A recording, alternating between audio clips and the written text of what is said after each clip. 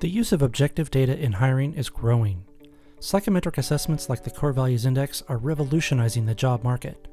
The CVI helps organizations put the right people into the right seats with unprecedented accuracy. The CVI has the highest repeat reliability score of any psychometric assessment on the market today, above 97%. With all this data now available, why are cognitive biases still prevalent in the hiring process?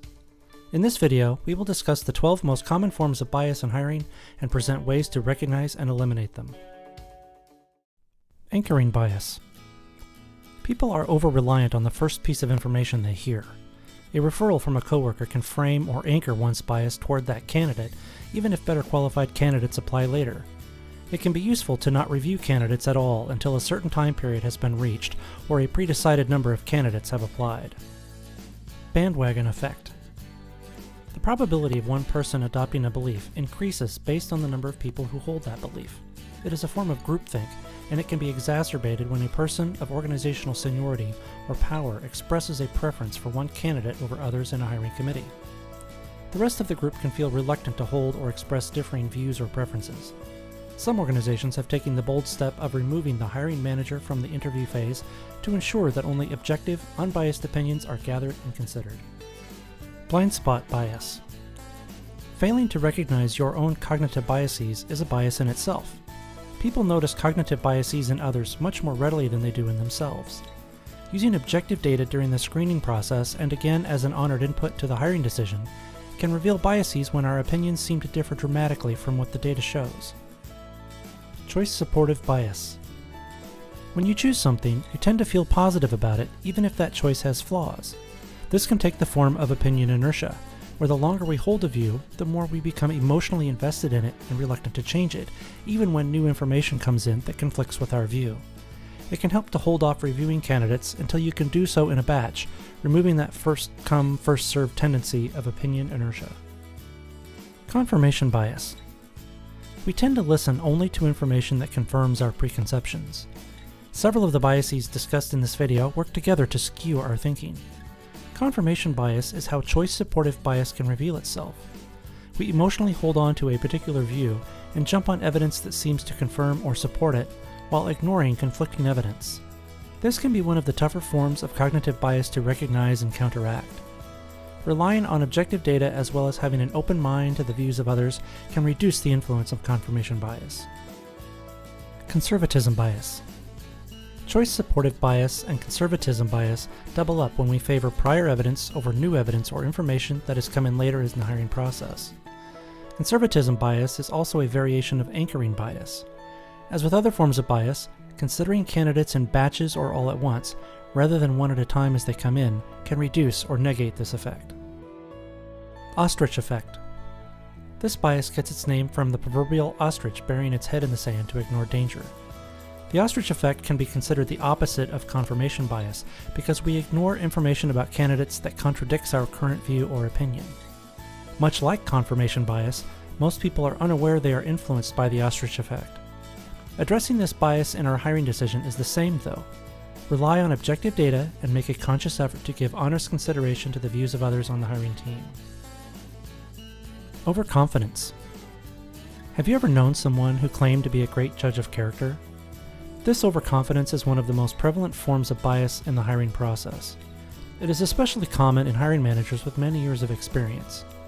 They can also fall victim to another kind of bias not mentioned here, the availability heuristic, where they cherry-pick one or two examples of past experience that seems to support their assertion that they are a great judge of character, while ignoring the other hires that didn't turn out so well. Combat this bias by making the hiring decision a group effort, where everyone gets an equal vote. It is crucial the group also uses objective data to rank candidates. Recency bias. This is the tendency to weigh the latest information more heavily than older data. It is the opposite of anchoring and conservatism biases. There are some interviewing guides that suggest candidates who interview last have the best chance of landing the job. If true, this plays into the recency bias some interviewers will have. Screen candidates in batches or all at once to eliminate or reduce the effort of recency in the hiring decision process. Salience bias. This is the tendency to focus on the most easily recognizable features of a person or concept. In hiring, The screener may give too much weight to certain candidate attributes, like education or a shared personal trait. Many candidates have wrongly been hired because they went to the same golf club as the hiring manager, or because their kids played on the same soccer team. This bias can lead to the biggest failures in hiring because it prevents the most important attributes of qualified candidates from being considered. Rely on objective data and give the team a vote on the hiring decision, rather than letting it be up to one individual. Selective perception. If we expect a candidate to be above the rest because they were educated at a particular school, we can exclude from consideration other equally or better qualified candidates. Selective perception is similar to Salience Bias because it is a form of tunnel vision. Its danger lies in the exclusion of other, perhaps more important, characteristics in the hiring decision. Use a weighted scoring system with values determined ahead of time, then objectively rank candidates using that system. Stereotyping. Stereotyping is arguably the most well-recognized form of bias. It is the inclusion or exclusion of candidates based on a grouping or other form of classification, rather than consideration of the individual. Stereotyping can be considered a variant of selective perception, and is often used to exclude certain candidates more than it is used to boost a group or individual. Use of objective data and a predefined scoring system, as well as encouraging full transparency amongst the team during the hiring process, can expose and eliminate stereotyping. In addition to the obvious negative connotations associated with them, all biases manifest themselves as missed opportunities. Organizations experience a double negative when bias is allowed to influence who they hire and who they exclude from consideration. The first negative is when the wrong candidate is brought on board due to bias-influenced hiring. Disengaged employees can cost the company up to 3 times their annual salary and lost productivity. The second negative is the lost opportunity by not hiring the right employee. Engaged employees who are the right person in the right seat can outproduce their coworkers by up to 200%. Combating bias in the hiring process requires a shift toward the use of objective data like the Core Values Index assessment in the screening phase. By measuring and scoring the innate, unchanging nature of candidates and comparing their scores to a top performer profile for the role, employers can efficiently and accurately exclude from consideration all candidates that would ultimately underperform in the role, while simultaneously narrowing the field down to those who are hardwired to succeed.